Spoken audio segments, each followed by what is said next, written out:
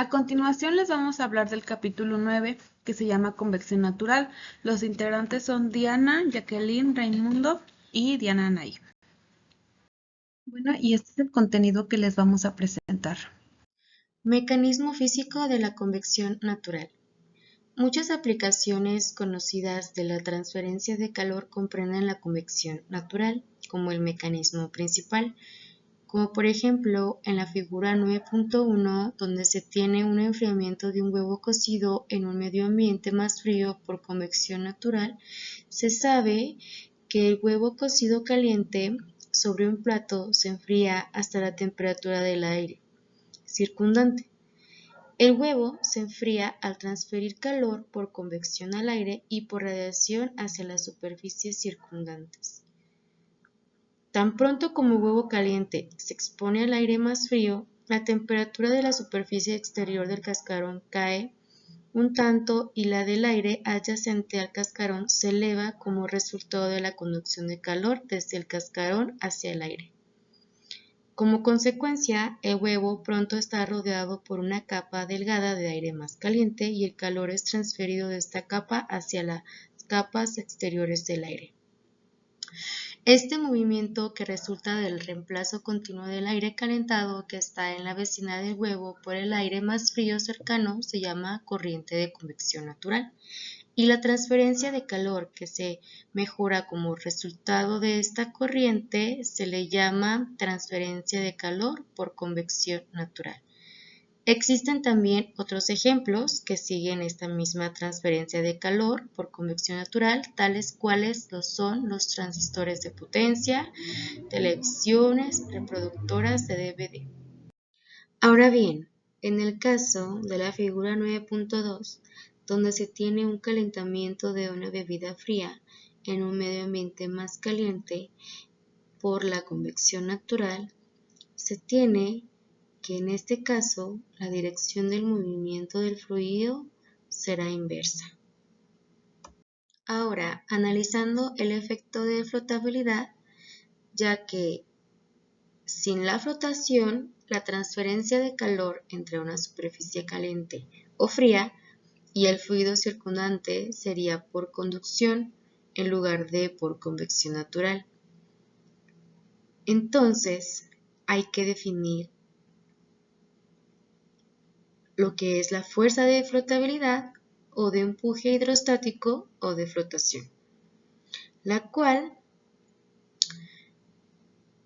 se define como la fuerza de flotabilidad igual a la densidad del fluido por la gravedad por el volumen del cuerpo sumergido, donde también tenemos la fuerza neta, la cual es igual al peso menos la fuerza de flotabilidad, y estos nos sirven dado que en la transferencia de calor la variable principal es la temperatura y resulta conveniente expresar la fuerza neta de flotabilidad en términos de las diferencias de temperatura. Pero esto requiere que se exprese la diferencia de densidades en términos de diferencias de temperatura, lo cual requiere el conocimiento de una propiedad que represente la variación de la densidad de un fluido con la temperatura a presión constante, la cual es el coeficiente de expansión volumétrica beta, definido como en la siguiente ecuación.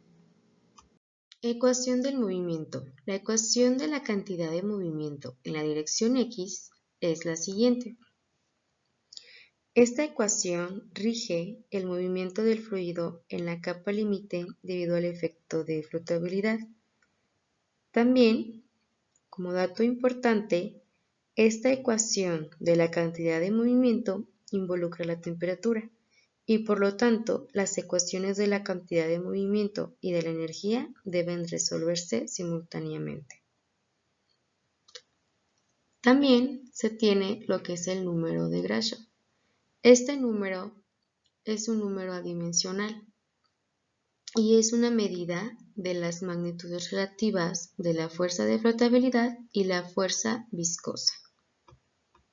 Resolviendo el ejercicio 9.1, el cual se tiene una pérdida de calor en tubos de agua caliente donde una sección de 6 metros de largo de un tubo horizontal de agua caliente de 8 centímetros de diámetro, mostrado en la figura 9.16, pasa a través de un cuarto grande cuya temperatura es de 20 grados centígrados, y si la temperatura de la superficie exterior del tubo es de 70 grados centígrados, nos pide que determinemos la razón de la pérdida del calor del tubo por convección natural, donde se tienen los siguientes datos, como el largo, que es igual a 6 metros, el diámetro, que es de 8 centímetros, la temperatura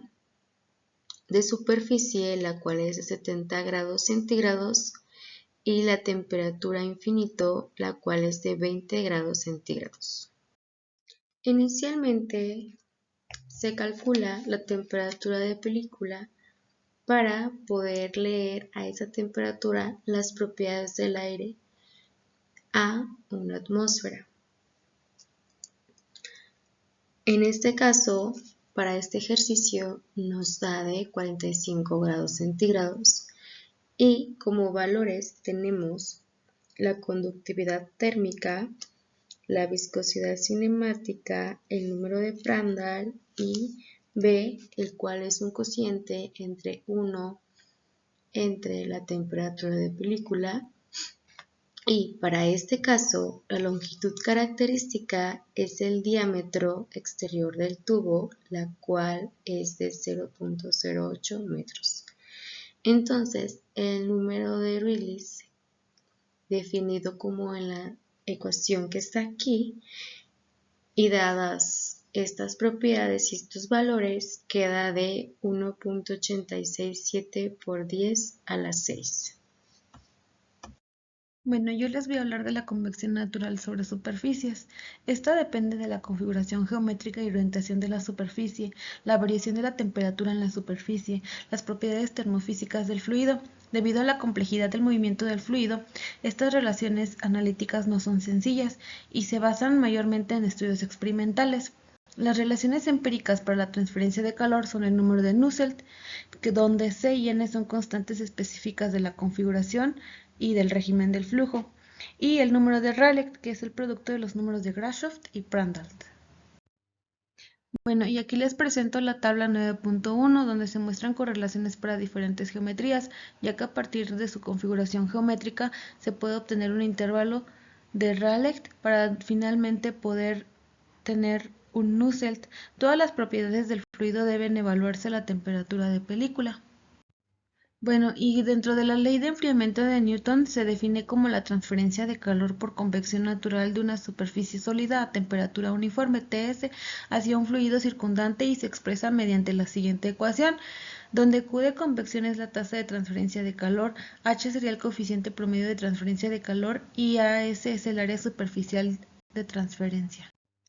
Para aplicación para superficies específicas tenemos por ejemplo la placa vertical, donde la longitud característica es la altura de la placa. Se recomienda usar la relación de Churchill y Chu de un promedio de Rayleigh de 10 a la menos 1 entre 10 a la 9, donde la temperatura de la superficie es constante y existen tres relaciones para el número promedio de Nusselt en placas isotérmicas. En placas con flujo constante de calor, donde se presenta la siguiente ecuación, la temperatura superficial Ts no es constante y aumenta con la altura.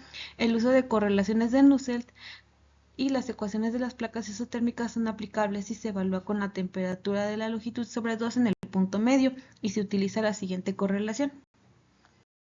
En cilindros verticales se pueden tratar como placas verticales si su diámetro cumple con la siguiente condición.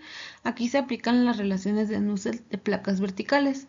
En placas inclinadas de una placa caliente en medio más frío, la fuerza de empuje y gravedad generan una fuerza neta vertical, el flujo más débil comparado con una placa vertical. En la superficie superior de una placa caliente se observa una mayor transferencia de calor debido a la ruptura de la capa límite.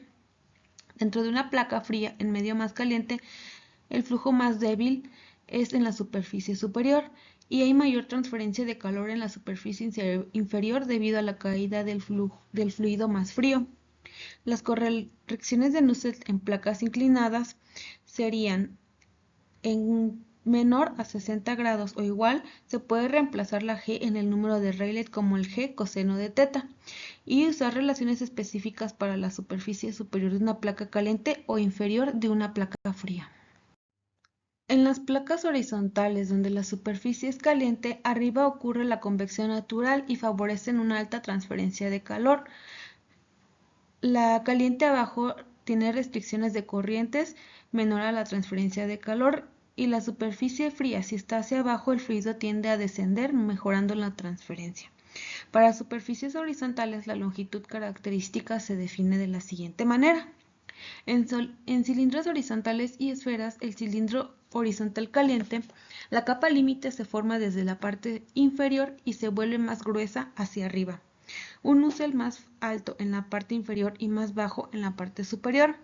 Y en la esfera isotérmica el promedio de Nusselt se determina mediante las relaciones de Churchill aplicando la siguiente ecuación, que sería pues para esferas.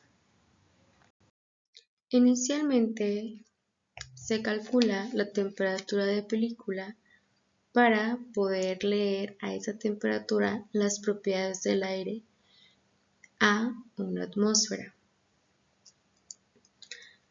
En este caso, para este ejercicio nos da de 45 grados centígrados y como valores tenemos la conductividad térmica, la viscosidad cinemática, el número de Prandtl y B, el cual es un cociente entre 1 entre la temperatura de película.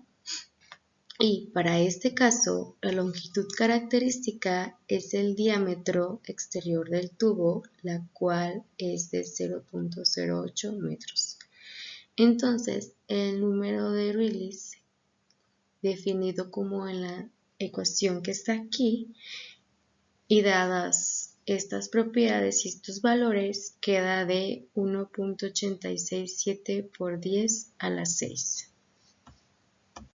La convección natural en placas paralelas verticales con flujo uniforme de calor se puede caracterizar. Ahora tenemos el enfriamiento por convección natural en PCB y el número de Nusselt. Ahora tenemos normalmente los placas se pueden tenemos más correlaciones paralelas ocurren y la transferencia de calor es un fenómeno para la transferencia de calor, así como además a la conductividad del líquido cada vez nos debido a ellas nos darían representación la flotabilidad al calor por un recurso fluido. Ahora tenemos y esta se va a definir convencional a reductos horizontales crean calor normalmente es la relaciones Para poder estudiar la convección natural y forzada combinadas, se utiliza el número de Grashof para poder la convección natural y el número de tres tipos de flujo, el flujo de apoyo, flujo de